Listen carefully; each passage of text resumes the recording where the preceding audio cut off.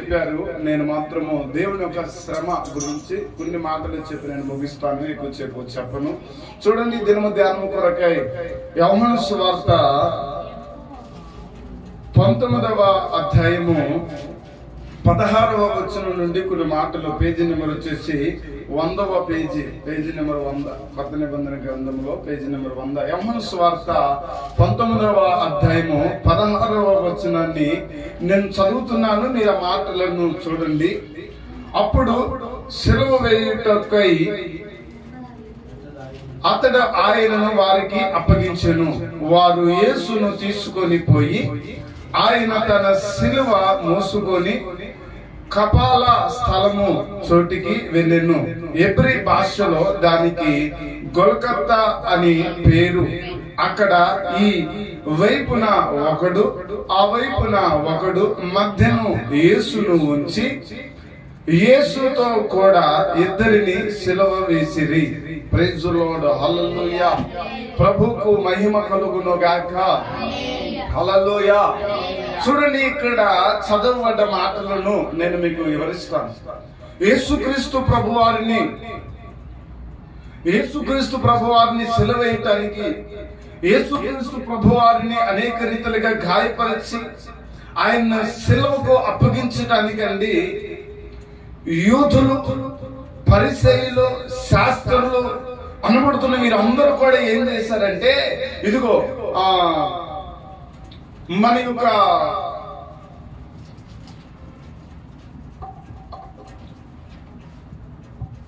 ఆయన్ని సిలువ వేయాలని, సిలువకు అప్పగించాలని చెప్పి పిలాతు దగ్గరికి తీసుకొని వచ్చారండి. ఎవరికడికి? పిలాతు అనబడిన రాజు దగ్గరికి తీసుకొని వచ్చారు. పిలాతు రాజు దగ్గరికి తీసుకువచ్చి, అయ్యా ఇగో ఇతడు దేవుని కుమారుడని, దేవుడని, ఇదిగో మాకు రాజు అని ఇతడు అనేక రీతులుగా మాతో చెబుతూ ఉన్నాడు. ఇతడు ఇలాంటి పొరపాట్లు, తప్పుదములు చేసి ఉన్నాడు కనుక ఇతడికి సిలువ వేయండి అని అక్కడ చెప్పడం జరిగిందండి.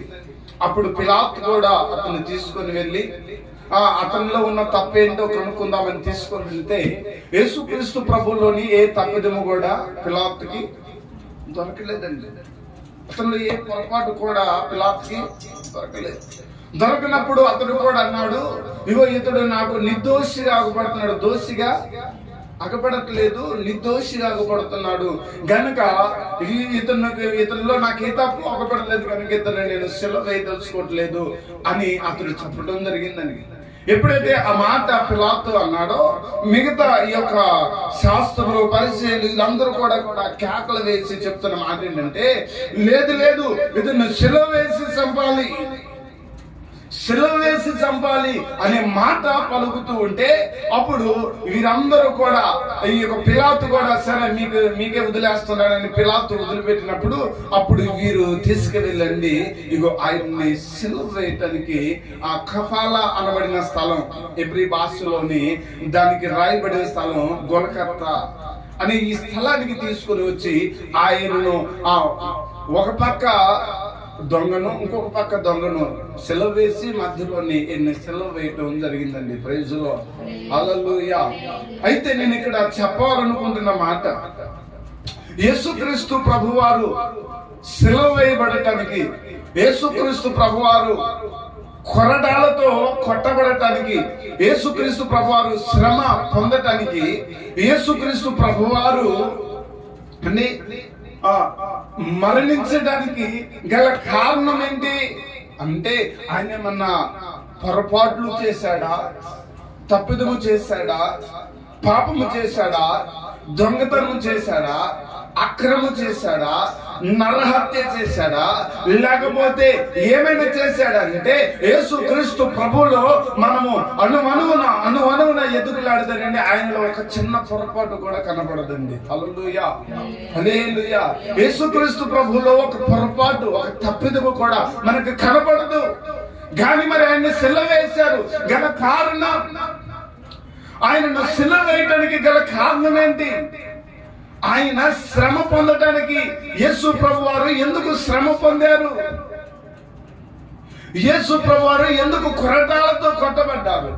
యేసు ప్రభువారు ఎందుకు సిలువ వేయబడ్డారు, యేసుక్రీస్తు ప్రభువారు ఎందుకు మరణించారు అనంటే ఈరోజు నేను చెప్పాలనుకుంటున్న మాట ఒక 3 మాటలనండి టక చెప్పేసి నేను ముగిస్తాను. యేసుక్రీస్తు ప్రభువారు ఏదో తప్పు చేశారనో, ఏదో నరహత్య చేశారనో, ఏదో దొంగతనం చేశారనో, ఏదో ఏదో ఏదో చేశారనో ఆయన సెలవు వేసి చంపలేదు. పక్కన ఇద్దరిని సెలవు వేసి చంపారు. ఎందుకు చంపారు వాళ్ళని? దొంగలు, దుర్మార్గులు, అన్యాయముగా దోసుకునేవారు, అన్యాయ పనులు చేసేవారు, అక్రమ పనులు చేసేవారు కనుక వారిని సెలవు వేసి చంపడానికి వారు అర్హులు, యోగ్యులు. వారిని సెలవు వేసి చంపవచ్చు. కానీ మరి యేసుక్రీస్తు ప్రభువారు ఎందుకు సెలవు వేశారు? ప్రైజ్ ది లార్డ్, హల్లెలూయా. ఆయన ఎందుకు సెలవు వేసి చంపవలసి వచ్చింది? ఆయన ఎందుకు సిలువ వేసి ఆ శ్రమ అనుభవించాడు, ఆ బాధ అనుభవించాడు, ఆ శ్రమను పొందాడు, ఆ కొరటాలతో కొట్టబడ్డాడు, సిలువలో ఆయన వేలాడబడ్డాడు, ఎందుకు మరణించాడు? హల్లెలూయా. మరణించడానికి గల కారణం ఈరోజు ఈ సత్యమును ఎరగక, ఈ సత్యమును తెలుసుకోక అనేకులు అనేక రీతులుగా మాట్లాడుతున్నాడు. ఏమంటున్నారంటే కొంతమంది, అయ్యో 3 మేకులు మీకు పీక్కోలేనుడు దేవుడా అని మాట మాట్లాడుతున్నారు. తను తాను రక్షించుకోలేకపోయాడు, మనల్ని రక్షిస్తాడు అని అనేవారు కొందరు. అంటే నానా రకాలుగా మాట్లాడేవారు ఉన్నారు ఈ రోజుల్లో. ఆయన 3 మేకులు పీక్కోలేకనో, తనను తను రక్షించుకోలేకనో, లేకపోతే తను ఏమి చేయలేకనో ఈ భూమి మీదకి రాలే. ప్రైజ్ ది లార్డ్, హల్లెలూయా. ఆయన భూమి మీదకి ఊరికినే రాలే. ఆయన భూమి మీదకి రావడానికి ఒక ప్రత్యేకమైన కారణం ఉంది, ఒక ప్రత్యేకమైన ఉద్దేశం ఉంది, ఒక కారణం ఉంది. కనుకనే యేసుక్రీస్తు ప్రభువారు ఆ మహిమను, ఆ నిత్య రాజ్యమును విడిచి, ఆ నిత్యము ఆరాధించబడుతున్న ఆ దేవుడు, నిత్యము గాన ప్రతిగానములు చేయబడుతున్న ఆ దేవుడు ఆ పరమను విడిచి భూమి మీదకి రావటానికి మానవ శరీరము ధరించుకొని ఒక మానవునిగా ఈ భూమి మీద పుట్టి ఇదిగో 33.5 సంవత్సరాలు ఈ భూమి మీద బ్రతకడానికి గల కారణం ఏంటి అనే విషయాన్ని రోజు గ్రహించలేకపోతున్నారు. హల్లెలూయా, హల్లెలూయా. మనం పాత నిబంధన గ్రంథము నుంచి ధ్యానం చేసుకుంటూ వస్తే, పాత నిబంధన గ్రంథము నుండి మనం చూసుకుంటూ వస్తే, ఇదిగో ప్రతి ఒక్క పాపము అంటే ప్రతి ఒక్క పొరపాట్ల నిమిత్తమై పాప పరిహారార్థ బలి అర్పించవలసి ఉన్నది. హల్లెలూయా. ఈ రోజు కూడా చూడండి, చాలా మంది వారు చేసిన పాపాల నిమిత్తమై, శాపాల నిమిత్తమై పలు చోట్లకు వెళ్లి బలులు అర్పిస్తున్నారు. ఎందుకు అర్పిస్తున్నారు బలులు? మాట్లాడారు. బలులు అర్పించడానికి గల కారణం ఏంటి? ఇప్పటికీ కూడా చాలా మంది నానా చోట్ల బలులు అర్పిస్తూ ఉన్నారు. గల కారణం ఏంటి? బలి ఎందుకు అర్పిస్తున్నారంటే వారి పాపాలు తొలగిపోవాలి, వారి శాపాలు తొలగిపోవాలి, వారి మీద ఉన్న దోషము తొలగిపోయి పవిత్రపరచబడి పరిశుద్ధపరచబడాలి, వారు పరిశుద్ధముగా పరిశుద్ధులుగా మార్చబడాలనే ఉద్దేశంతో ప్రతి వ్యక్తి కూడా బలి అర్పిస్తున్నాడు. ప్రైజ్ ది లార్డ్, హల్లెలూయా. దగ్గరగా చెప్దామా? హల్లెలూయా. చూడండి, యేసుక్రీస్తు ప్రభువారు ఆ మానవుడు చేసిన పాపము, మానవుడి మీద ఉన్న శాపము, మానవుడి మీద ఉన్న ఆ భయంకరమైన స్థితి నుండి విడిపించడానికి, ఆ మానవుడు చేస్తున్న దుర్మార్గమైన స్థితి నుండి విడిపించడానికి, ఆ మానవుడిని పరిశుద్ధపరచడానికి ఆయన ఈ భూమి మీద మానవుడిగా జన్మించాడు. హల్లెలూయా, హల్లెలూయా. నేను 3 మాటలు చెప్తాను చూడండి. ఆయన రావటానికి, ఆయన శ్రమ పొందటానికి, అలాగే ఆయన కొరటాలతో కొట్టబడటానికి, సెలవులో వేలాడబడటానికి, ఆయన మరణించడానికి గల కారణాలు 3 నేను మీకు చెప్పి నా మాటలు ముగిస్తాను. దేవునికి మహిమ కలుగును గాక. హల్లెలూయా, హల్లెలూయా. చెప్పండి అన్నవారు హల్లెలూయా చెప్పండి, వద్దు అన్నవారు హల్లెలూయా చెప్పండి. ఉన్నారా? దేవునికి మహిమ కలుగును గాక. 3 మాటలే నేను టక చెప్పేస్తాను, ఎక్కువసేపు స్కిన్స్ ను, ఎందుకంటే ఆల్రెడీ ఒక మెసేజ్ విన్నారు కనుక నేను త్వరగా ముగించేస్తాను. చూడండి, మత్తయి సువార్త 1వ అధ్యాయము, ప్రతి ఒక్కరు కూడా చూడండి. మత్తయి సువార్త 1వ అధ్యాయము 21వ వచనాన్ని నేను చదువుతున్నాను. చూడండి, మత్తయి సువార్త 1వ అధ్యాయము 21వ వచనాన్ని నేను చదువుతున్నాను.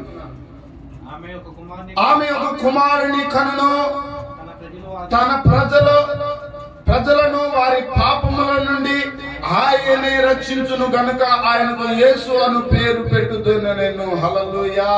చూడండి, యేసు క్రీస్తు ప్రభువారు ఎందుకు శ్రమ పొందారు, ఎందుకు కొరటాలతో కొట్టబడ్డారు, ఎందుకు సిలువ వేయబడ్డారు, ఎందుకు మరణించారంటే ప్రతి మానవుని యొక్క పాప పరిహారార్థ బలి నిమిత్తమై ఆయన అర్పించబడటానికి ఆయన ఇదిగో ఈ భూమి మీదకి రావటం జరిగింది. హల్లెలూయా, హల్లెలూయా. ప్రతి మానవుని పాపము నుండి విడిపించి రక్షించాలని ఇదిగో యేసు క్రీస్తు ప్రభువారే ఆ పరమను విడిచి ఇదిగో ఈ భూమి మీదకి రావడం జరిగింది. హల్లెలూయా, హల్లెలూయా. ఈ రోజు ఆ పాపం నుంచి విడిపించబడాలి, ఆ శాపము నుండి విడిపించబడాలి, ఆ భయంకరమైన పరిస్థితి నుండి విడిపించబడాలి అని అంటే ఒక బలి కావాలి అని ఎలాగైతే భావిస్తున్నారో అలాగనే ఆ బలి అర్పించబడట కొరకే ఆయన ఈ భూమి మీదకి దిగి వచ్చారు. యోహాను సువార్తలో రాయబడి ఉంది, ఇగో లోక పాపములను మోసుకొని పోవు దేవుని గొర్రె పిల్ల. ఎవరండి? దేవుని గొర్రె పిల్ల. అంటే గొర్రెగా ఆయన, ఒక గొర్రె పిల్లగా ఆయన రావడానికి గల కారణం ఏంటంటే ప్రతి పాపముల నిమిత్తము పరిహారార్థ బలిగా ఆయన అర్పించబడవలసి ఉన్నది, ఆయన వధించబడవలసి ఉన్నది, ఆయన రక్తమును చెందించబడవలసి ఉన్నది, ఆయన శ్రమ పొందవలసి ఉన్నది, ఆయన గాయమును పొందవలసి ఉన్నది, ఆయన సిలువ వేయబడవలసి ఉన్నది. గనుకనే ప్రతి మానవుని యొక్క పాపమును తీసివేయటానికే ఆయన సిలువ మరణము పొందాడు. హల్లెలూయా. చేతగాక కాదు, చేతగాక కాదు, ఏమి చేయలేక కాదు, ఆయన అంతా చేయగలడు. కానీ ప్రతి మానవుని యొక్క పాపమును తీర్చివేయాలని, పాప పరిహారార్థ బలి నిమిత్తం ఒక బలి అర్పించబడవలసి ఉన్నదని ఇదిగో పాత నిబంధన నుండి ఎలాగైతే లేఖనాలు చెబుతూ ఉన్నాయో అది నెరవేర్చడానికి యేసు క్రీస్తు ప్రభువారు మానవుని యొక్క శరీరమును ధరించుకొని ఈ భూమి మీద పుట్టి ప్రతి పాపముల నిమిత్తమై ఆయన రక్తమును సిందించాడు. హల్లెలూయా. దేవునికి మహిమ కలుగును గాక. హల్లెలూయా. ఆయన ఊరకే రాలే. ఈ రోజు ఎవరో ఏదో అనుకున్నట్లుగా ఆయన ఊరికే ఈ భూమి మీదకి రాలే.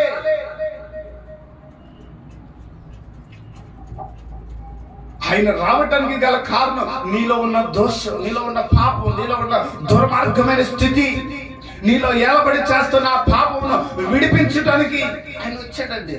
చూడండి, ప్రతి మానవుని యొక్క పాపం ఎలా ఉంటుందంటే ఇది మనం ఈ యాకోబు పత్రికలో చదువుతాండి. యాకోబు పత్రికలోని 1వ అధ్యాయం 15వ అధ్యాయంలో మనం 1వ అధ్యాయము 15వ వచనంలో చూస్తే ఇగో దోషము పరిపార్థమై పాపము కనును, పాపము పరిహార్థమై మరణమును. అంటే ప్రతి మనుషుడు కూడా పాపము పరిపార్థమైనప్పుడు ఏమవుతుందంటే వాడిలోని మరణము కంటాడండి. అందుకే రోమ పత్రికలో కూడా అంటాడు, ఏ భేదము లేదు, అందరూ పాపము చేసి దేవుడు అనుగ్రహించు మహిమను కోల్పోతున్నాడు. మరలదే రోమ పత్రికలోని 6వ అధ్యాయము 23వ వచనంలో యేసుక్రీస్తు ప్రభువు అంటారు, ఇగో పాప పరిహారార్థముగా లేకపోతే ఆ పాపముల నుండి విడిపించడానికి ఆయన అక్కడ రాయబడిన మాట ఒక చూడండి ఒకసారి. రోమ పత్రికలోని 6వ అధ్యాయంలో ఒక మాట రాయబడిందండి. 6వ అధ్యాయము 23వ వచనం నేను చదువుతున్నాను చూడండి. 6వ అధ్యాయం 23వ వచనంలో ఏమంటాడంటే, ఎలాగనగా పాపం వలన వచ్చు జీతము మరణం. ఏంటంటే పాపం వలన వచ్చు జీతం అంటే ప్రతి మనుషుల్లోనే పాపం ఉంది. ఇప్పుడు ఆ పాపం ద్వారా ఏమొస్తుంది? నరుడికి మరణం. మరణం ఏలుబడి చేస్తుంది, ప్రతి మనిషిని మరణం ఏలుబడి చేస్తుంది. ఇప్పుడు ఈ ఏలుబడి చేస్తున్న మరణం నుండి విడిపించాలి అని అంటే ఎవడి వల్ల కాదు. ఈ రోజు చాలా మంది ఈ మరణం నుండి విడిపిస్తారండి, అది చేస్తారండి, చేస్తారండి, వాళ్ళంటే వీళ్ళంటే తిరుగుతున్నారు. కానీ మరణం నుంచి విడిపించేవాడు యేసు క్రీస్తు ప్రభు తప్ప మరెవడూ లేడు. హల్లెలూయా. యేసు క్రీస్తు ప్రభువారు మాత్రమే నిన్ను మరణము నుండి తప్పించువాడు, పాపము నుండి తప్పించువాడు, శాపము నుండి తప్పించువాడు, దోషము నుండి విడిపించి నిన్ను పరిశుద్ధపరిచి ఇదిగో నిత్యము నీ ఆత్మ జీవింపచేయవాడు ఆయన. హల్లెలూయా, హల్లెలూయా. నేను శరీర సంబంధమైన మరణం గురించి మాట్లాడుతుందండి, ఆత్మ సంబంధమైన మరణం గురించి మాట్లాడుతున్నాను. ఆత్మ సంబంధమైన మరణము మనకు రాకుండా ఉండాలంటే అది కేవలం యేసుక్రీస్తు ప్రభు ద్వారానే. శరీరం మరణం అనేది అందరికీ సంభవించేది. పుట్టినవాడు సావక తప్పదు అండి. పుట్టిన ప్రతి నరుడు సావాల్సిందే. అదంతే, అది దేవుడు ముందుగానే నియమించాడు. అది పుట్టిన ప్రతి ఒక్కరూ సావాలి. కానీ నేను మాట్లాడే మరణము ఈ శరీర మరణము గురించి కాదు, ఆత్మ మరణము గురించి మాట్లాడుతున్నాను. ప్రతి మనిషి మరణించాలి. అయితే మరణించిన తర్వాత తన ఆత్మ మరణించకుండా చావకుండా బ్రతకాలి అని అంటే యేసుక్రీస్తు ప్రభు ద్వారానే సాధ్యము. హల్లెలూయా, హల్లెలూయా. ఈ రోజు యేసుక్రీస్తు ప్రభు వారు భూమి మీదకి రావటానికి, శ్రమ పొందటానికి, గాయములు పొందటానికి, సిలువ వేయబడటానికి, మరణించడానికి గల కారణం ఇదిగో ఆయన నీవు నేను పొందవలసిన మరణం నుండి విడిపించడానికి, నీవు నేను చేసిన పాపాల నిమిత్తమై ఆయన బలియాగమయ్యాడు. హల్లెలూయా, హల్లెలూయా. దేవునికి మహిమ కలుగును గాక. రెండవ మాట కూడా నేను చెప్తాను చూడండి. ఎబ్రీయులకు రాసిన పత్రిక చూడండి, 9వ అధ్యాయము 15వ వచనం. ఎబ్రీయులకు రాసిన పత్రిక 9వ అధ్యాయము 15వ వచనంలోని ఇలాగ రాయబడి ఉంటుంది చూడండి. 9వ అధ్యాయము 15వ వచనం.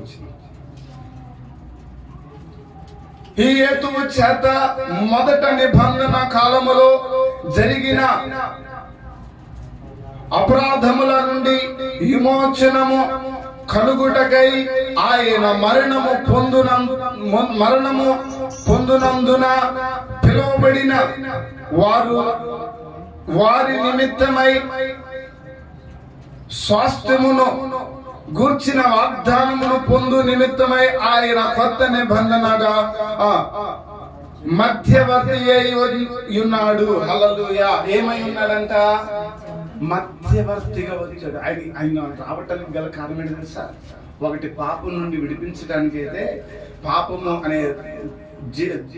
అనే జీతము ద్వారా మరణం అనే ఆ శాపం నుంచి విడిపించడానికి ఒకటే కాదండి, ఆయన రావటానికి రెండవ కారణం ఏంటంటే మధ్యవర్తిగా వచ్చాడు. అంటే ఏ మనుషుడు కూడా దేవుని యొద్దకు పోవటానికి యోగ్యతను కోల్పోయాడు. మనిషి అర్హతను కోల్పోయాడు. దేవునితో జీవించవలసిన వాడు, దేవునితో బ్రతకవలసిన వాడు, దేవునితో ఉండాల్సిన వాడు దేవునితో ఉండకుండా వాడు ఒక్కడైపోయాడు, వేరైపోయాడు. దేవుడికి వానికి మధ్య గోడలు అడ్డం వచ్చేసాయి, ఆటంకాలు వచ్చేసాయి. ఇప్పుడు ఆ మనుషులు విడిపించబడాలి, ఆ మనుషులు ఆయనతో మరలా ఏకమై ఉండాలి అంటే మధ్యవర్తి కావాల్సి వచ్చింది. ఇప్పుడు యేసుక్రీస్తు ప్రభువారు రావటానికి గల కారణం ఏంటంటే ఆయన మధ్యవర్తిగా ఉండటానికి వచ్చాడు. అనగా నీలో ఉన్న శాపం, పాపం కొట్టివేసి ఇదిగో నిన్ను పరిశుద్ధపరిచి పరిశుద్ధుడైన దేవునితో నిన్ను ఏకము చేయటానికి ఆయన దిగి వచ్చాడు. హల్లెలూయా. ఆయన ఎందుకు కొరటాలతో పోటీపడ్డాడు? ఎందుకు శ్రమ పడ్డాడు? ఎందుకు సెలవు వేయబడ్డాడు? ఎందుకు మరణించబడ్డాడంటే ఇప్పుడు నీవు పరిశుద్ధపరచబడాలి, నువ్వు పవిత్రపరచబడాలి, నీవు ఆయనకు ఉండాలి అంటే నువ్వు ఆయన రక్తం చేత పరిశుద్ధపరచబడతావు. ఇప్పుడు ఎప్పుడైతే నువ్వు ఆయన రక్తం చేత పరిశుద్ధపరచబడతావో అప్పుడు ఆయనతో నువ్వు ఏకమై ఉంటావు. హల్లెలూయా. ఆయనతో తండ్రితో ఏకమై ఉంచుట కొరకే ఆయన ఇదిగో ఈ భూమి మీద పుట్టడం జరిగింది, ఈ భూమి మీద శ్రమ పొందటం జరిగింది, ఈ భూమి మీద కొరటాలతో కొట్టబడటం జరిగింది, ఈ భూమి మీద సిలువ వేయబడి మరణించడం జరిగింది. కారణం ఏంటంటే ఇగో నీకు ఆయనకి గ్యాప్ ఉంది, అడ్డగోడలు ఉన్నాయి. ఇప్పుడు ఆ అడ్డగోడలను పగలగొట్టి ఆయనకి నీకు ఒక ఏకమైన సంబంధం కలపటానికి ఆయన మధ్యవర్తిగా ఈ భూమి మీదకి వచ్చాడు. హల్లెలూయా, హల్లెలూయా. యేసుక్రీస్తు ప్రభువు మధ్యవర్తిగా వచ్చాడు. ఆయన మధ్యవర్తిగా ఉండటానికే వచ్చాడు.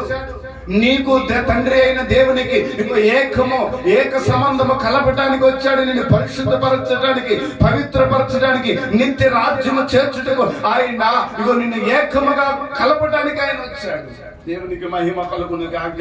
అందుకే యోహాను సువార్తలో నుండి ఆయన చెప్తాడు 17వ అధ్యాయము 11వ వచనంలో అంటాడు, ఆయన ఇగో మనం ఎలాగూ ఏకమై ఉన్నామో తండ్రితో అంటాడు, మనం ఎలాగూ ఏకమై ఉన్నామో అలాగూ వీరు కూడా ఏకమై ఉండులాగున సహాయం చేయండి అని ప్రార్థన చేస్తాడండి అక్కడ. హల్లెలూయా. ఏం చేస్తాడు? అంటే మనం ఎలాగ ఏకమై ఉన్నాం, మనం ఎలాగ ఒకటై ఉన్నాం, అలాగనే వీరందరూ కూడా ఏకమై ఉండాలి అని ఆయన తండ్రి కుమారుడు ఎలాగ ఏకమై ఉన్నారో మనను కూడా అలాగే ఏకం చేయాలనే మధ్యవర్తిగా దిగి వచ్చాడు. దేవునికి మహిమ కలుగును గాక. అక్కడ చదివితే ఆ మాట యోహాను సువార్తలోని చూడండి ఒకసారి. యోహాను సువార్త 17వ అధ్యాయం 11వ వచనం చూడండి. 17వ అధ్యాయం 11వ వచనం. 17వ అధ్యాయం 11వ వచనం నేను చదువుతున్నాను చూడండి. నేను ఇంకను లోకములో ఉండను గాని వీరు లోకములో ఉందురు. నేను నీ యొద్దకు వచ్చుచున్నాను. పరిశుద్ధుడవైన తండ్రి, మనము ఏకమై యున్నలాగున వారును ఏకమై ఉండునట్లు నీవు నాకు అనుగ్రహించిన నీ నామమందు వారిని కాపాడుము. చూడండి, కాపాడయ్యా, ఏకమై ఉండాలి. నువ్వు ఎలాగ ఏకమై ఉన్నామో, మనం ఎలాగ ఏకమై ఉన్నామో, నువ్వు ఎలాగ నాకు మహిమను అనుగ్రహించి ఉన్నావో అలాగే వీరు కూడా మనతో ఉండాలి.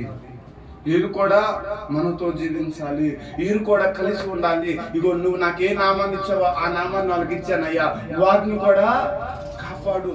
ఆయన మనల్ని కాపాడటానికి, తండ్రితో మనము ఏకమై ఉండటానికి యేసుక్రీస్తు వారు గాయపరచబడ్డారు. హల్లెలూయా, హల్లెలూయా, హల్లెలూయా. ఇంకా అదే అంటాడు అక్కడే 17:21 కూడా అంటాడు. 17:21 అంటాడు. 17:21 అంటాడండి చూడండి. తండ్రి, నా యందును నీవును, నీ యందును నేనును ఉండులాగున వారును మన యందు ఏకమై ఉండవలెనని వారి కొరకు మాత్రమే నేను ప్రార్థించుట లేదు. వారు వాక్యము వలన నా యందు విశ్వాసముంచు వారందరూ ఏకమై ఉండవలెనని వారి కొరకు ప్రార్థించుచున్నాను. చూడండి, అందరూ ఏకమై ఉండాలి. ఎవరైతే వాక్యాన్ని ధ్యానిస్తున్నారో, వాక్యాన్ని చదువుతున్నారో, ఎవరైతే విశ్వాసం ఇస్తున్నారో వారందరూ మనతో ఏకమై ఉండాలయ్యా అని ప్రార్థన చేస్తున్నాడు తండ్రితో. హల్లెలూయా, హల్లెలూయా. ఈరోజు తండ్రితో మనం ఏకమై ఉండగలుగుతున్నామా?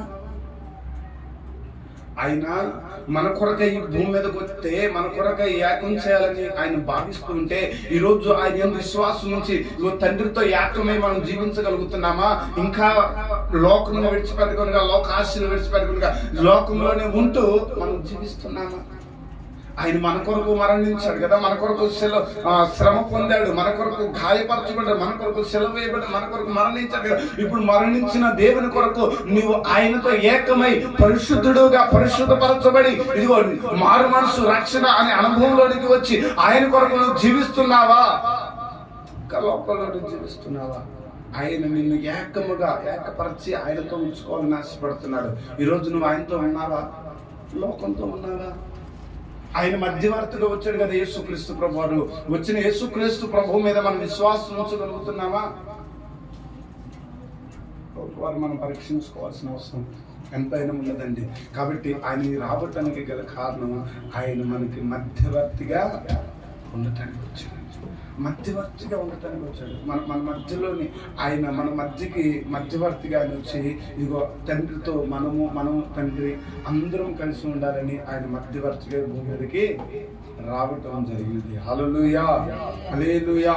అదే యోహాను సువార్త 14:23 అంటాడు, యేసు ఒకడు నన్ను ప్రేమించిన యెడల వాడు నా మాటను గైకొనును, అప్పుడు నా తండ్రి వారిని ప్రేమించును, మేము వాని యొద్దకు వచ్చి వాని యొద్ద నివాసము చేతుము. ఎవరెవరండి? ఎవరెవరు? తండ్రి, కుమారుడు. ఇప్పుడు యేసుక్రీస్తు ప్రభువారు, తండ్రి అయిన దేవుడు, వీళ్ళిద్దరూ కూడా వచ్చంట ఎవరైతే ఆయన మాటలు విని ఆయన మాటలు యందు నిలిచి ఉంటారో వారితోటంట వీళ్ళిద్దరు ఏకమై ఉంటారంటే ఏకపరుస్తారు. అప్పుడు ముగ్గురు వైపు పోతారు. నిజమండి. ఈరోజు మనం ఆయన మాటల మీద విశ్వాసం ఉంచట్లా, ఆయన మాటలను గ్రహించట్లా, ఆయన ప్రేమించకనే గ్రహించకనే ఇగో ఆ మాటల మీద దృష్టి ఉంచుకనే ఈరోజు మనతో ఆయన ఏకమై ఉండట్లా. ఇప్పుడు అలా ఏకపరచుటకు యేసు ప్రభు వారు వచ్చారు. ఇప్పుడు యేసు క్రీస్తు ప్రభు వారి మీద మనం విశ్వాసం ఉంచితే మనం ఏకమై ఉంటాం. విశ్వాసం ఉంచకపోతే ఏకమై ఉండలేము. ప్రైజ్ ది లార్డ్, హల్లెలూయా, హల్లెలూయా. ఎందుకు వచ్చారు ఆయన? ఎందుకు శ్రమ పొందారు, ఎందుకు కొరటాలతో కొట్టబడ్డారు, ఎందుకు సెలవు వేయబడ్డారు, ఎందుకు మరణించారు అంటే ఒకటి పాపం నుండి విడిపించడానికి, రెండవది మనము తండ్రి ఏకమై ఉండేలాగిన మధ్యవర్తిగా ఉండటానికి వచ్చారు, మూడవది ఎందుకు ఆయన వచ్చాడు. యోహాను సువార్త 3వ అధ్యాయము చూడండి, 3వ మాట కూడా నేను చెప్పి ముగిస్తాను. యోహాను సువార్త 3వ అధ్యాయములో 15వ వచనం.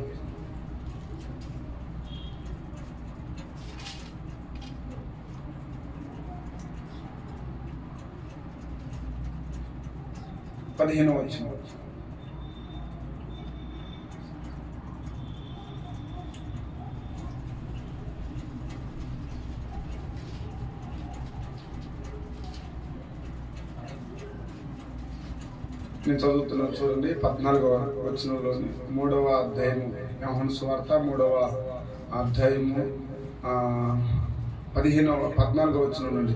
అరణ్యములో మోషే సర్పమును ఎలాగూ ఎత్తినో అలాగే విశ్వాసించు ప్రతి వాడును నశింపక ఆయన ద్వారా నిత్య జీవము పొందినట్లు మనిషి కుమారుడు ఎత్తబడవలెను. హల్లెలూయా. ఎందుకు ఆయన ఎత్తబడ్డాడంటే నిత్య జీవము చేర్చడానికి. Praise the Lord. హల్లెలూయా. ఎందుకు ఎత్తబడ్డాడు? ఎందుకు ఎత్తబడ్డాడు ఆయన? యేసు ప్రభువు ఎందుకు ఎత్తబడ్డారు? నిత్య జీవము మనము పొందటానికి. ఎవరు పొందటానికి? మనం నిత్య జీవం పొందాలని, మనం ఆ నిత్య రాజ్యంలో ఉండాలని ఆయన మనకి నిత్య రాజ్యం ఇవ్వడం కొరకు ఆయన ఎత్తబడ్డాడంట. అంటే సెలవు ఎందుకు ఇవ్వబడ్డాడు ఇప్పుడు అంటే మనం నిత్య జీవం జరగటానికి. సెలవు వేయబడ్డానికి గల కారణం, శ్రమ పొందడానికి గల కారణం, కొట్టాలతో కొట్టబడ్డానికి గల కారణం, మరణించడానికి గల కారణం, తిరిగి లేవడానికి గల కారణం మనము నిత్యరాజ్యం చేరటానికి. Praise the Lord. హల్లెలూయా. నిత్యరాజ్యం మనం చేరాలంటే ఒక బలి కావాలి. ఆయనతో ఏకమై ఉండాలంటే ఒక బలి కావాలి. పాపములు తుడిచివేయబడాలంటే ఒక బలి కావాలి. ఆయనతో మనం జీవించాలంటే బలి కావాలి. కనుక ఆ బలిగా ఇదిగో దేవుని గొర్రె పిల్లగా ఆయన ఈ భూమి మీదకి దిగివచ్చి ఆఖరి రక్తపు పొట్టు వరకు వచ్చాడండి. హల్లెలూయా. హల్లెలూయా. 3 మేకుడి చేత వేలాడబడి 6 గంటల సేపు భూమికి ఆకాశానికి మధ్య వేలాడబడి ఆఖరి రక్తపు బొట్టు వరకు కాచి ఆయన మరణించాడండి. హల్లెలూయా. ఆయన మరణం భయంకరం అండి. తెలుసా?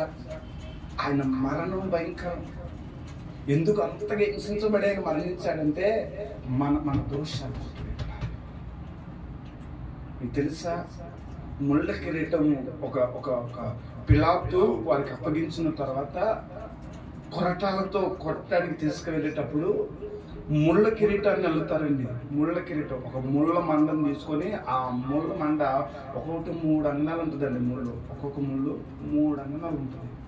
ఆ 3 అంగనాలు ముళ్ళు కలిగిన ఆ చెట్టు తీసుకొచ్చి దాన్ని ఒక కిరీటం లాగా రౌండ్ గా అల్లండి ఆయన నెత్తిని పెడతారు. ఆయన నెత్తిని పెట్టి కర్రతో ఇలాగూ గుద్దితే ఆ ముళ్ళు, ఆ 3 అంగనాలు ముళ్ళు ఆ తలకలోనికి, ఆ మెదడులోనికి వెళ్ళిపోతుందండి.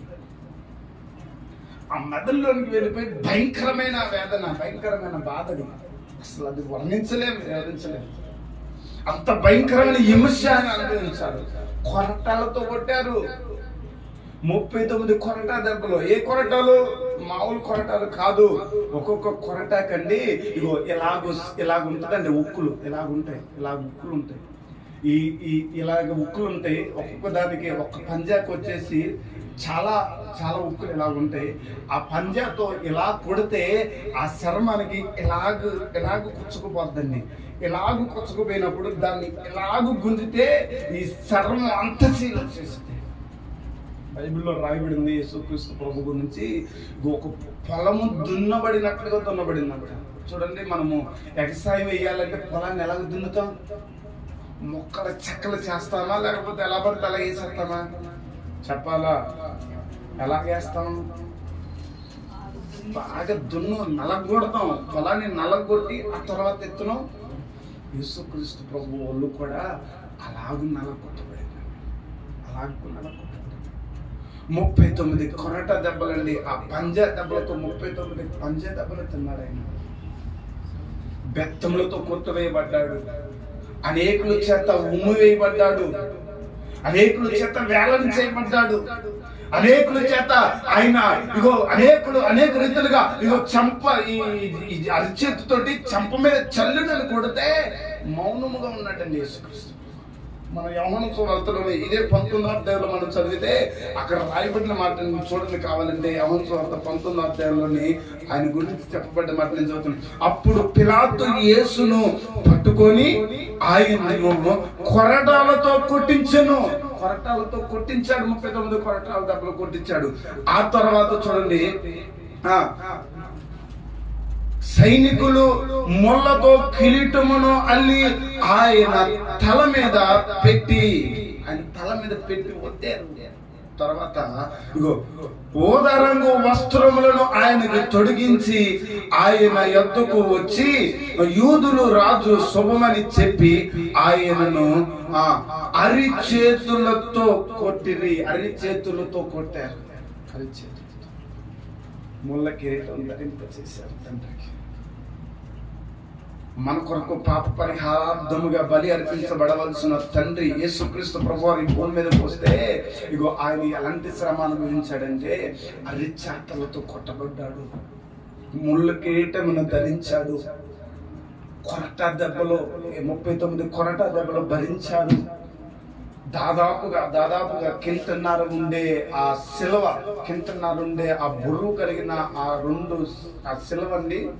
ఆ సిలువ మోసుకొని వెళ్ళాడు. గొల్కత్తా కొండ మీదకి సిలువను మోసుకొని వెళ్ళాడు. దాదాపుగా కింటన్నర ఉండే ఆ బుర్రు కలిగిన ఆ సిలువను కొండ మీదకి ఎత్తుకొని పోయాడు. ఎన్ని దెబ్బలు తిని? 39 దెబ్బలు తిని, అలాగనే ముళ్ళ కిరీటము ధరించబడి, అలాగే కొట్టబడి, అనేక రీతిలో హింసించబడి కింటన్నర బొరుగెత్తుకొని కొండ మీదకి ఎక్కి ఆ కొండ మీద 3 మేకులతో బిగించారు. 3 మేకులు ఇలాగ చాచి అరిచేతుల్లో చూడండి, ఇలాగ అరిచేతులతో ఆయన అరిచేతుల్లో కొట్టి దాదాపుగా ఆ యొక్క మేకు 5 అంగనాలు ఉంటుందండి. 5 అంగనాలు ఉండే మేకులు తీసుకొని ఆయన చేతుల నుండి ఆ మొద్దులోనికి దిగేటట్లుగా 5 అంగనాలు మేకు తీసుకొని కొడితే రక్తం వేరులే పారిపోయిందండి. 3 మేకులతో ఆయన వేలాడబడ్డాడు. ఎంతసేపు? 6 గంటలు వేలాడబడ్డాడు. భూమికి ఆకాశానికి మధ్య వేలాడబడి ఆఖరి రక్తము బొట్టు వరకు ఆయన కార్చాడండి. ఏ మాత్రం ఆయన చుక్క కూడా ఆయనలో ఉంచుకోలేదు. గల కారణం ఏంటో తెలుసా? నీ పాపాలు కొట్టివేయాలి, నీ శాపాలు కొట్టివేయాలని, నీ దోషాలు కొట్టివేయాలని, నువ్వు ఆయనతో ఉండాలని, నువ్వు నిత్య రాజ్యంలో ఉండాలని యేసుక్రీస్తు ప్రభువారు ఈ భూమి మీదకి దిగి వచ్చారు. ఆయన చేతగా కాదు, చేయలేక కాదు, పీక్కోలేక కూడా కాదు. ఆయన రావడానికి గల కారణం ఏంటంటే ఆయన ఆజ్ఞ లేఖనాలు సెలవిస్తున్న రీతిగా పాప పరిహారార్థ నిమిత్తం బలి అర్పించబడవలసి ఉన్నది కనుక ఆ లేఖనాలు నెరవేర్చడం కొరకు యేసుక్రీస్తు ప్రభువారు మానవుని శరీరము ధరించుకుని ఈ భూమి మీదకి వచ్చాడు. ఈ రోజు ఈ త్యాగము, ఈ యొక్క దేవుడు చేసిన ఈ త్యాగాన్ని గమనించగా, గుర్తించగా అనేక రీతులుగా మాట్లాడుతున్నారు, అనేక రీతులుగా ఆలోచన చేస్తూ ఉన్నారు. యేసుక్రీస్తు ప్రభువారు చేసిన త్యాగాన్ని ఈరోజు గుర్తించలేకపోతున్నారండి ప్రతి మరుడు. ఒకడేమో ఎవడు దేవన్నా నేను ఏమన్నానా అని ఒకడు అండి, అసలు ఎవడు పడవన్నాడయ్యి మేము పడవన్నావా అనేవాడు ఒకడు, ఎవడు రమ్మని మేము రమ్మన్నావా అని ఒకడు. అని తెలియదా? ఈరోజు మానవుడు ఎలా మాట్లాడుతున్నాడంటే నేలకు నరం లేని నేల కదండి, ఎలా తిరుగుతారో మాట్లాడేస్తున్నాడు. తన జీవితం ఏంటి, తన బతుకేంటి, తన విధానం ఏంటి గమనించలేకపోతున్నాడండి. ఏదో మానవుడు తనకు వయసు ఉందనో, బలం ఉందనో, అందం ఉందనో, ఆస్తి ఉందనో, ఏదో ఉందని ఎరగబడుతున్నాడు మరగబడుతున్నాడు కానీ ఇదిగో తనకు అర్థం కాలేదంటే ఇదిగో ఒక రోజు రాబోతుంది సహోదరి, ఒక రోజు రాబోతుంది. ఎంతమంది అయితే యాగం చేశారో, ఎంతమంది అవమానించారో, ఎంతమంది అయితే అనేక రీతులుగా మాట్లాడుతున్నారో, వారందరూ సిగ్గుపడే దినం రోజు రాకపోతుంది. ఆ దినం రాకమునిపే ఆయన చేసిన త్యాగాన్ని గుర్తించి నువ్వు మారు మనసు పొంది రక్షణ పొంది ప్రభు కొరకు జీవిస్తావా, నువ్వు నిత్య రాజ్యంలో ఉంటావు. లేదయ్యా నేను కూడా అలాగే వాళ్ళని చేస్తాను అనేలాగా ఉంటావా, ఇదిగో నువ్వు ఆ రోజు ఆ తీర్పులో నువ్వు నిలబడాల్సి వస్తుంది. చదవండి, ఇది తెలుసుకోండి. ఇది తెలుసుకుంటే మీ జీవితం విలువేంటో తెలుస్తుంది, మీ బ్రతుకు విలువేంటో తెలుస్తుంది, మీరు ఎలా బ్రతకాలో తెలుస్తుంది, మీరు ఎలాగుండాలో. ఇది చదవండి అని ఇచ్చాడు ప్రభు. కానీ ఈరోజు దాన్ని పక్కన పెట్టేసి మిగతా కార్యాలన్నీ చేస్తున్నాం మనం. ఈరోజు మన జీవితం యొక్క విధానం ఏంటో తెలియట్లేదు, మన బ్రతుకు యొక్క విధానం ఏంటో తెలియట్లేదు, మనం ఎందుకు బతుకుతున్నామో కూడా అర్థం చేసుకోకుండా బతుకుతున్నామండి. ఈరోజు చిన్న చిన్న వాటికి మనము పరుగులెత్తిపోతున్నాం అండి. చిన్న వాటికి పరుగులెత్తుతున్నాం. 30, 60, 70 సంవత్సరాలు బతికే ఈ జీవితానికి ఇంత ఉరుకులు పెట్టుకుంటూ తిరుగుతున్నారే. కొన్ని వందల సంవత్సరాలు మన ఆత్మ బతకవలసి ఉంది కదా, దాని కొరకు ఏం చేస్తున్నారు? గమనిస్తున్నారు ఈరోజు మనుషులు? గమనించలేకపోతున్నారు. గమనించాలండి. యేసుక్రీస్తు ప్రభువారు శ్రమ పొందటానికి గల కారణం, యేసుక్రీస్తు ప్రభువారు కొరతలతో కొట్టబడటానికి గల కారణం, యేసుక్రీస్తు ప్రభువారు సిలువ వేయబడటానికి గల కారణం, యేసుక్రీస్తు ప్రభువారు మరణించడానికి గల కారణం ఏంటంటే 3 విషయాలు చెప్తాను. ఏంటండి? పాపం నుండి విడిపించడానికి, పరిశుద్ధపరచడానికి, తర్వాత మధ్యవర్తిగా ఉండటానికి, దేవునితో తండ్రితో మనని ఏకం చేయటానికి, మూడవదిగా ఆ నిత్య రాజ్యంలో మనని ఎంత గొప్ప త్యాగం చేసిన దేవుడు, ఎంత గొప్ప త్యాగం చేశాడండి. ఎందుకు ఈరోజు గుడ్ ఫ్రైడే అని పిలుస్తుంది? ఎందుకు ఈరోజు సంతోషకరమైన దినమో తెలుసా? వాస్తవంగా ఒక మనిషి చస్తే ఏంటి? బాధాకరమైన దినం, ఏడుపు దినం, దుఃఖకరమైన దినం. కానీ సంతోషకర దినముగా ఎందుకు ఈరోజు మనం దీన్ని కొనసాగింపజేస్తున్నాం తెలుసా? ఈ రోజు మనకి విడుదల. ఈ రోజు లేకపోతే మనకి విడుదల లేదు. ఈ రోజు యేసుక్రీస్తు ప్రభువారు మరణించకపోతే మనకు పాపాలు మన నుండి విడిపించబడేవి కావు. యేసుక్రీస్తు ప్రభువారు మరణించకపోతే తండ్రితో నీతో తండ్రికి ఏకమో సంబంధం లేదు. యేసుక్రీస్తు ప్రభువారు నీ కొరకు శ్రమ పడపరిచి గాయాలు పరచబడి మరణించకపోతే ఈరోజు నీకు నిత్య రాజ్యం లేదు. ఈ రోజు ఇవన్నీ నీకు కలుగుతున్నాయంటే గల కారణం ఆయన నీ కొరకు బలి అవ్వటమే. ఇవన్నీ అవుతున్నాయంటే గల కారణం ఆయన నీ కొరకు మరణించడం ద్వారానే, ఆయన నీ కొరకు శ్రమ పడటం ద్వారానే, కొరటాల దెబ్బలు తినటం ద్వారానే, మీరు ముళ్ళ కిరీటం ధరింపచేయటం ద్వారానే, ఇదిగో ఆయన ఉమ్మ వేయటం ద్వారా, ముమ్ము వేయబడటం ద్వారానే, అరిచేతులతో కొట్టబడటం ద్వారానే, సిలువ వేయబడటం ద్వారానే, మరణించడం ద్వారానే నీకు జయము కలిగింది. హల్లెలూయా. మరణించిన దేవుడు 3వ రోజున పునరుద్ధానుడై లేచాడు. హల్లెలూయా. మరణాన్ని జయించిన వాడు. హల్లెలూయా. మరణమాని ముళ్ళెక్కడా అని మరణాన్ని జయించలేసిన వాడండి. ఈ రోజు మరణాన్ని జయించలేసిన వాడు అప్పటికి వెళ్ళాడండి భూమి మీద. ఎంతో మంది ఏదో అని పిలువబడుతున్న వారు ఉన్నారు, దేవుళ్ళని పిలువబడుతున్న వారు కూడా ఉన్నారు. కానీ ఎవరు కూడా లేవలే. మరణించిన వాడు అంతటితో అయిపోయింది వాడి పని, అంతటితో ఆ సమాధి అయిపోయింది. ఈ రోజు ఆ సమాధుల్లో ఆరాధించే వాళ్ళు ఉన్నారు. అంతేగాని మరణించి తిరిగి లేచిన వాడు ఎవరు లేడు భూమి మీద. కానీ మరణాన్ని జయించి తిరిగి లేచిన వాడు ఏకైక దేవుడు యేసుక్రీస్తు ప్రభువారు. హల్లెలూయా. ఆయన మరణమును జయించి, ఇదిగో పాతాళమును జయించి, పాపాలను జయించి, ప్రతి విధమైన వాటిని జయించి తిరిగి లేచిన వాడు. హల్లెలూయా. హల్లెలూయా. ఆయన జయించడం ద్వారానే ఈ రోజు మనకి జయం. ఈరోజు ఆ జయము మనకు వచ్చింది. ఈరోజు జై కీర్తన మనం పాడగలుగుతున్నాం, సంతోషించగలుగుతున్నాం. ఈరోజు ఒక ధైర్యం మనకు ఉందండి. రక్షించబడిన నా మట్టికి నేను చెప్తాను, గుండెలు బాదుకొని నాకు ఒక ధైర్యం ఉంది. ఈ రోజు ఈ వంతుని నేను మరణించిన నిత్య రాజ్యంలో తండ్రితో నేను ఉంటాను. హల్లెలూయా. హల్లెలూయా. అదే మాట నువ్వు గుండెలు బాదుకొని చెప్పగలుగుతావు. ఈరోజు నేను ఈ రాత్రి చచ్చిపోయిన నేను నా తండ్రి యొద్ద, దేవుని యొద్ద నిత్య రాజ్యంలో ఉండగలుగుతాననే మాట నువ్వు చెప్పగలుగుతున్నావా? ఇందాక తమ్ముడు చెప్తూ ఒక మాట చెప్పాడు, ఒక మిషనరీ ప్రయాణం అయిన గురించి. ఆ మిషనరీ ప్రయాణం అయిన కూడా నక్సలైట్ల దగ్గరికి వెళ్ళాడు. వెళ్ళినప్పుడు ఆ నక్సలైతులందరూ 10 మంది అక్కడ ఉన్నప్పుడు ఆ 10 మంది ఎదుటిలో అక్కడ ఆ నక్సలైతులందరికీ ఆ ముఖ్యమైన వ్యక్తి అక్కడ ఉన్నప్పుడు ఆ వ్యక్తి ఎదుటికి నిలబడి మాట్లాడతాడు.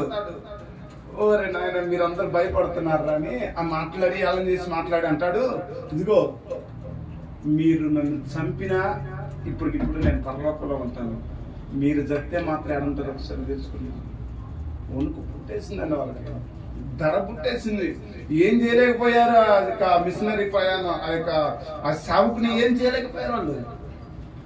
గుండె కాలుతారా నన్ను కలండి, నేను ఇప్పుడు చచ్చిపోయారనే పరలోకంలో ఉంటాను, మీ స్థితి ఏమైంది ఒకసారి జ్ఞాపకం, యేసుక్రీస్తుని జ్ఞాపకం చేసుకోండి. యేసుక్రీస్తు మీద విశ్వాసంతో ఒక్క మాటనే ధైర్యంగా చెప్పాడు. ఈరోజు ఆ మాట అంత ధైర్యంగా ఈరోజు నువ్వు నేను పలకగలుగుతున్నావా? యేసు మన కొరకు త్యాగం చేశాడు, యేసు మన కొరకు రక్తం చిందించాడు, ప్రాణం పెట్టాడు. ఇప్పుడు ఆయన మన కొరకు చేశాడు. అది గనుక మనం పొందుకోగలిగితే మనం నిశ్చయముగా ధన్యులము. హల్లెలూయా. అది గనుక మనం పొందుకోలేకపోతే మనంత భ్రష్టులు. ఎవర్ సైజ్ ఈ గుడ్ ఫ్రైడే దినం దేవుడి వాక్కు తెలియజేస్తుంది. ఆయన నీ కొరకు శ్రమపరచబడ్డాడు, ఆయన నీ కొరకు కొరటాలతో కొట్టబడ్డాడు, నీ కొరకు శిలువ వేయబడ్డాడు, నీ కొరకు మరణించాడు. మరణించిన దేవుని మీద నువ్వు విశ్వాసం ఉంచుతావా? నువ్వు నిత్యరాజ్యానికి చేరగలుగుతావు. నువ్వు విశ్వాసం ఉంచకుండా ఇంకా లోకంలోనే ఇంకా నీ ఇష్టం జీవిస్తావా? ఎవరి సైన్స్ నీకు వదిలేస్తున్నాను. తర్వాత నీ స్థితి ఏమవుతుందో నేను చెప్పను, నీకే తెలుస్తుంది. కాబట్టి ఎలా ఉంటున్నావు, ఎలా జీవిస్తున్నావు, ఒకసారిగా పరీక్షించుకోండి, ప్రార్థన చేసుకుందాం. అందరూ ప్రార్థన మోకంగా ఎలా ఉన్నారు? యేసుక్రీస్తు ప్రభువారు శ్రమపరచబడ్డారు, శిలువకు అప్పగించబడ్డారు, 2 దొంగల మధ్య శిలువ వేయబడ్డారు. ఆయన 3 మేకుల చేత 6 గంటల సేపు భూమికి ఆకాశానికి మధ్య వేలాడబడి మరణించాడు. ఈరోజు ప్రభువారు శ్రమపరచబడటానికి గల కారణం, కొరటాలతో కొట్టబడటానికి గల కారణం, ఉమ్ము వేయబడటానికి గల కారణం, ముళ్ళ కిరీటం ధరించబడటానికి గల కారణం, అరిచేతులతో కొట్టబడటానికి గల కారణం, శిలువ వేయబడటానికి గల కారణం, మరణించడానికి గల కారణం, నువ్వు రక్షించబడాలని, నువ్వు విడిపించబడాలని, నీవు నీ పాపం నుండి తప్పించబడాలని ఆయన గాయపరచబడ్డాడు. ఇదిగో నీవున్న నీ స్థితి విడిపించబడి ఇదిగో తండ్రితో ఏకమై ఉండాలని ఆయన గాయపరచబడ్డాడు. ఇదిగో నేను నిత్యరాజ్యం చేర్చట కొరకే ఆయన గాయపరచబడ్డాడు. ఇంత గొప్ప త్యాగం చేసిన దేవుని మీద నువ్వు విశ్వాసం ఉంచగలుగుతున్నావా? ఈ గుడ్ ఫ్రైడేలో మరొకసారి ప్రభు నీతో మాట్లాడుతున్నాడు. ప్రభు చేసిన త్యాగాన్ని నువ్వు గమనించగలుగుతున్నావా? ఆయన ఎంత గొప్ప త్యాగం నీ కొరకు చేశాడు కదా, ఎంత గొప్ప త్యాగాన్ని నీ కొరకు చేశాడు కదా. ఇగో ఆయన యందు నువ్వు విశ్వాసం ఉంచగలుగుతున్నావా? ఆయన మీద నువ్వు ఆధారపడగలుగుతున్నావా? ఆ నిత్యరాజ్యం ఇవ్వగలిగిన దేవుని మీద నువ్వు ఆనుకొని జీవించగలుగుతున్నావా? లేక నీ ఇష్టం వచ్చినట్లుగా జీవిస్తున్నావా? అలా జీవిస్తున్నావు. ఒకసారిగా నిన్ను నువ్వు పరీక్షించుకో. ఒకళ్ళు ఇంతవరకు అలాగే జీవించలేదేమో, ఈరోజు ఒక తీర్మానం తీసుకో. ప్రభువా, నువ్వు చేసిన త్యాగాన్ని నేను ఇంతకాలం గమనించలేకపోయానయ్యా. ఇగో నా పాపం నుండి విడిపించడం కొరకే నువ్వు అంత గొప్ప శ్రమను అనుభవించావు అయ్యా. ఇగో నైనా ప్రభువా, మీతో ఏకమై ఉండటానికే, తండ్రితో ఏకమై ఉండటానికే నువ్వు శిలువ మరణం పొందావని మాట్లాడుతూ వచ్చావయ్యా. ఆ నిత్య రాజ్యము చేర్చడం కొరకే ఆఖరి రక్తం కొట్టు వరకు కార్చేవని మాట్లాడుతూ వచ్చావయ్యా. అవునయ్యా, ఈరోజు నిజమే నువ్వు చెప్పిన మాటలు నేను విన్నానయ్యా. ఇంతవరకు నేను గమనించలేకపోయాను. ఈరోజు నేను గమనిస్తున్నానయ్యా, నువ్వు నా కొరకు మరణించావని, నా కొరకు శ్రమ పడ్డావని, నా కొరకు కొరటాలతో కొట్టబడ్డావని, నా కొరకై అయ్యా శిలువలో వేలాడబడ్డావని, నా కొరకై చెంపతో కొట్టబడ్డా, అరిచేతులతో కొట్టబడ్డావని, నా కొరకు ముళ్ళ కిరీటమును ధరింప చేసుకున్నావని, నా కొరకు మరణించి 3వ రోజులో తిరిగి లేచావని నేను నమ్ముతున్నానయ్యా. అని ఒక చిన్న తీర్మానంతో ప్రార్థన చేయగలిగితే ఈరోజు సర్వశక్తి కలిగిన దేవుడు ఇదిగో నిశ్చయముగా నీ పాపమును నేను నివేదించబోతున్నాడు. ఇదిగో సర్వశక్తి కలిగిన దేవుడు నిశ్చయముగా తండ్రితో నీతో తండ్రి ఏకమై ఉండేలాగా ఆయన నీకు ఇదిగో సమాధానాన్ని ఇవ్వబోతున్నాడు. ఇదిగో నువ్వు ఈరోజు తీర్మానం తీసుకుని ప్రార్థన చేస్తే నిశ్చయముగా ఆయన నిన్ను నిత్యరాజ్యం చేర్చబోతున్నాడు. ఎస్ లార్డ్, ఆయన నిన్ను నిత్యరాజ్యం చేర్చబోతున్నాడు. సహోదరి, ఆయన నిన్ను నిత్యరాజ్యం చేర్చబోతున్నాడు. అడుగు ప్రభును స్వరమెత్తి అడుగు. దేవా, అవును, ఇంతకాలము నేను పరీక్షించలేకపోయాను, గమనించలేకపోయానయ్యా. ఈరోజు నువ్వు నాతో మాట్లాడారు, నిజమే. నేను కూడా అలాగ ఉండాలని ఆశపడుతున్నాను, నీతో ఏకమై ఉండాలని ఆశపడుతున్నాను, నీతో ఏకమై జీవించాలని ఆశపడుతున్నాను. నన్ను అలాగూ ఉంచండి అయ్యా అని ఒక చిన్న ప్రార్థన చేసుకున్నాం. అందరూ చిన్న ప్రార్థన. మీకు ఒక చిన్న ప్రార్థన నేను చేస్తాను.